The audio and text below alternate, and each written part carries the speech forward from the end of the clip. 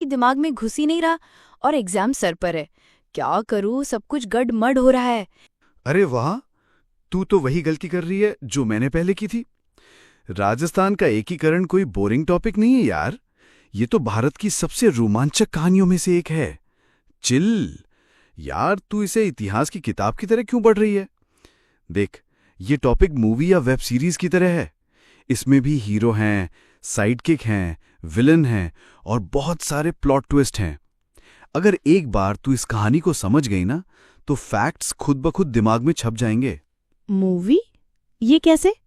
देख, किसी भी मूवी की शुरुआत में सबसे पहले क्या होता है? एक इंट्रो, एक बैक स्टोरी। तो चल हम भी वहीं से शुरू करते हैं। इमेजिन कर कि ये 1947 का भारत है। आजाद हो गया है, लेकिन रियासतें अभी भी अपने मन की कर रही हैं। और फिर शुरू होती है हमारी मिशन एकीकरण। वाह, ये तो मजेदार लगता है। चल ठीक है, आज ट्राई करते हैं। ये आइडिया तो सही है, पर इतने सारे फैक्ट्स याद कैसे रहेंगे? जैसे आजादी के समय राजस्थान में कितनी रियासतें और ठिकाने थे? ये कहानी है सरदार वल्लभ भाई पटेल और वीपी मेनन की जोड़ी की, जिन्होंने इस असंभव काम को संभव बना दिया।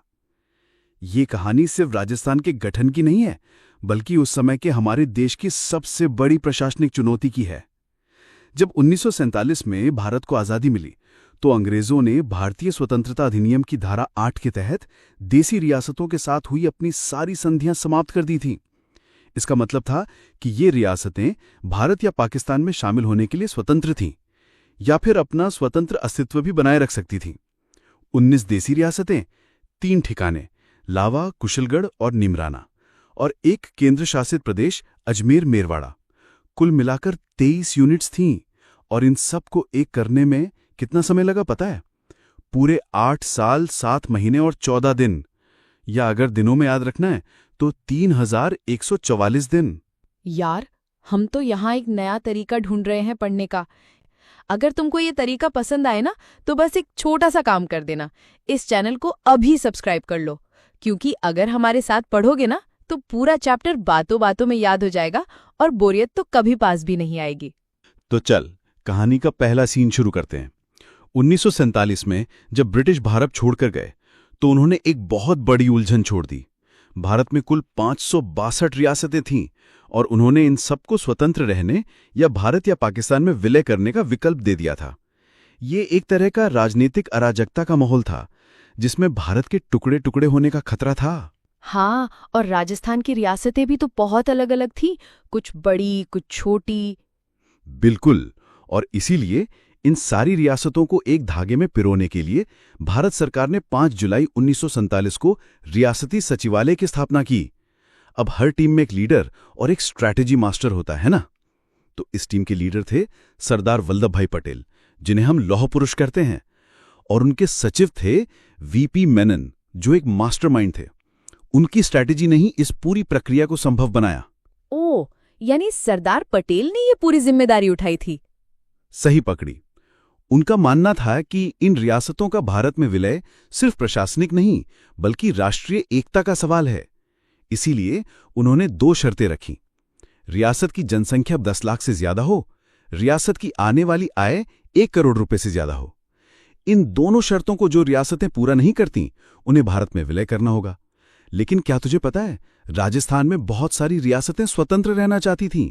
जैसे जोधपुर और टोंक रियासत तो पाकिस्तान में भी शामिल होने के बारे में सोच रही थीं। सोच कितनी मुश्किल सिचुएशन थी। ये तो बहुत ही दिलचस्प है। मुझे लगा था कि सब खुशी खुशी मिल गए थे। यही तो ट्विस्ट है। राजपूताना के राजाओं में आपस में ही बहुत अविश्वास और ईर्ष्या थी। मेवाड़ के महाराणा भोपाल सिंह ने खुद भी राजपूताना, गुजरात और मालवा को मिलाकर एक राजस्थान यूनियन बनाने की कोशिश की थी, लेकिन अपने ही राजाओं के अहंकार और आपसी मतभेदों के कारण वो सफल नहीं हो पाए। इसी वजह से सरदार पटेल और वीपी मेनन को ये काम खुद संभालना पड़ा। ये कोई स्वाभाविक या आपसी विलय नहीं था, बल्कि भारत को बिखरने से बचाने के लिए एक बहुत ही व्यवस्थित ऊपर से नीचे यानी टॉप डाउन की प्रक्रिया थी। सही में यार, अब ये कहानी लग रही है। तो अब इसके 7 एपिसोड्स कब शुरू होंगे? चल, अब शुरू करते हैं मिशन के 7 एपिसोड्स। हर एपिसोड में एक नया ट्विस्ट मिलेगा और एक नया किरदार मिलेगा। ध्यान से सुनना।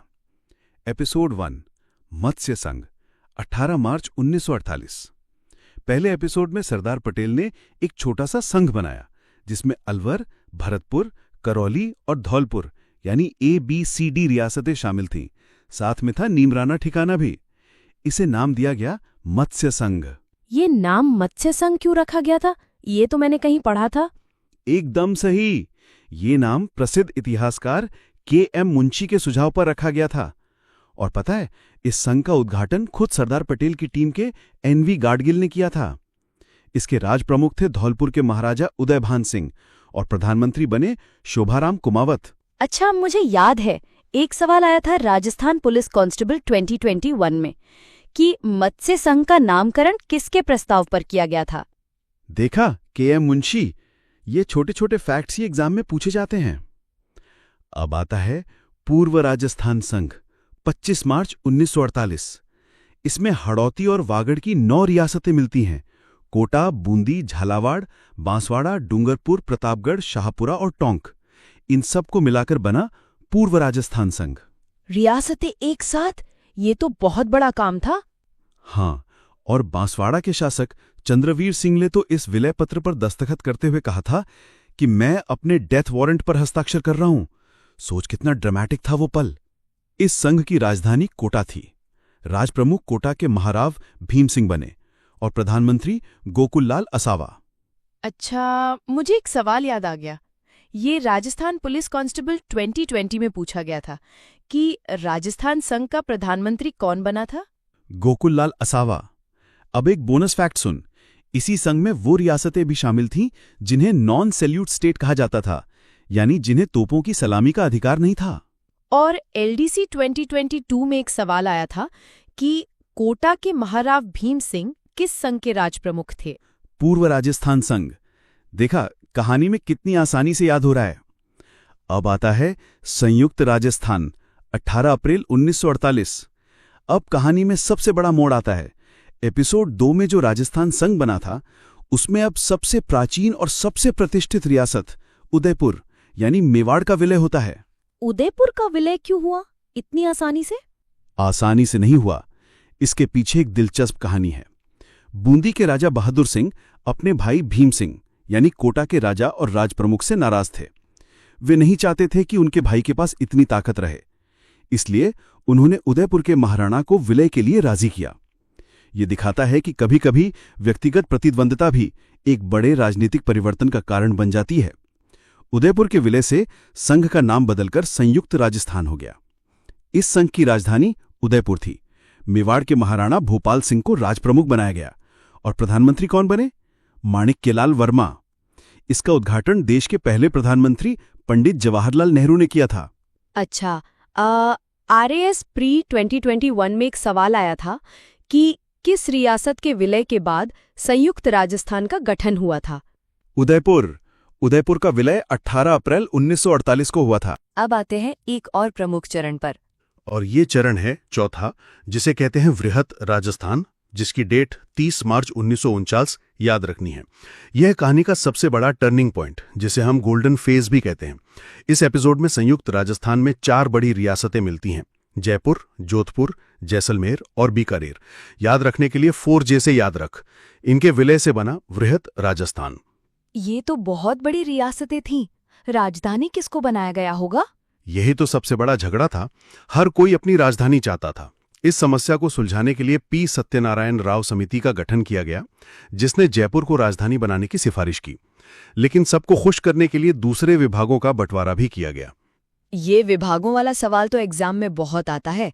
RSM SSB पटवारी 2021 में पूछा था कि राजस्थान का कौन सा विभाग कृषि विभाग को समर्पित किया गया था? भरतपुर को। और सुन, न्याय विभाग जोधपुर को, शिक्षा विभाग बीकानेर को, खनिज विभाग उदयपुर को और वन विभाग कोटा को दिया गया था। ये सब अलग अलग एग्जाम में पूछे गए हैं। इसका उद्घाटन खुद सरदार वल्लभ भाई पटेल ने किया था। इस संघ के महाराज प्रमुख भोपाल सिंह और राज प्रमुख मान सिंह द्वितीय बने थे। मुख्यमंत्री बने थे हीरालाल शास्त्री। यार, ये सारे फैक्ट्स और उनके लिंक्स याद रखना बहुत मुश्किल है। इसीलिए मैं कहता हूं कि पढ़ाई को स्मार्ट तरीके से करना चाहिए। तुझे पता है, टेस्ट क्यू ऐप पर ये सारे फैक्ट्स वन लाइनर क्विज और मॉक टेस्ट के रूप में दिए गए हैं। उनकी टेस्ट सीरीज सॉल्व करोगी ना, तो 85% से भी ज्यादा प्रश्न एग्जाम्स में सीधे मिल सकते हैं। इतना कॉन्फिडेंस आता है ना कि एग्जाम के दिन कोई स्ट्रेस ही नहीं होता। और रोज फ्री क्विज भी होती हैं जो तेरी तैयारी में 4 चांद लगा देंगी। ऐप डाउनलोड करने में कंजूसी मत करना। अच्छा, अब आते हैं हम